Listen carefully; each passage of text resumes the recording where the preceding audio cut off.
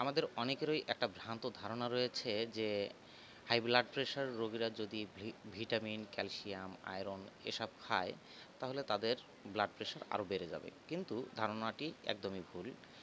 কারণ এই vitamin, iron, calcium এগুলো ব্লাড প্রেশারকে বাড়িয়ে দেয় না, বরঞ্চ আরও নিয়ন্ত্রণে রাখে। যেমন উদাহরণস্বরূপ ক্যালসিয়াম যদি আপনার বডিতে ঠিকমতো না থাকে বা ক্যালসিয়ামের অভাব যদি আপনার শরীরে থাকে, তাহলে কিন্তু ব্লাড প্রেশারের ট্যাবলেটও যদি আপনি খান তারপরে আপনার ব্লাড প্রেশার নিয়ন্ত্রণ হবে না। কারণ ব্লাড প্রেশার নিয়ন্ত্রণ করার জন্য যেসব ট্যাবলেট আপনারা খান, এই ট্যাবলেটগুলো বেশিরভাগই ক্যালসিয়ামকে ভেঙে তার সঙ্গে অ্যাড হয়ে তারপরেই আপনার বডিতে কাজ করবে। এছাড়া কিছু ভিটামিন রয়েছে যেগুলো আপনার মস্তিষ্ক ঠান্ডা রাখতে সহায়তা করে, ফলে আপনার ঘুম ভালো হয় এবং ঘুম ভালো হলে আপনার ব্লাড প্রেশার কন্ট্রোলে থাকে।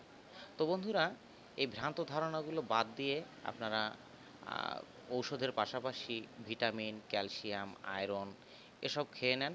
দেখবেন আপনি অনেক সুস্থ আছেন এবং আপনার স্ট্রোকের ঝুঁকিটাও কিন্তু কমে যাচ্ছে। তো বন্ধুরা, ভালো থাকবেন। দেখা হবে পরবর্তী কোনো একদিন। ততক্ষণ পর্যন্ত সকলে সুখে থাকবেন, ভালো থাকবেন, সুস্থ থাকবেন।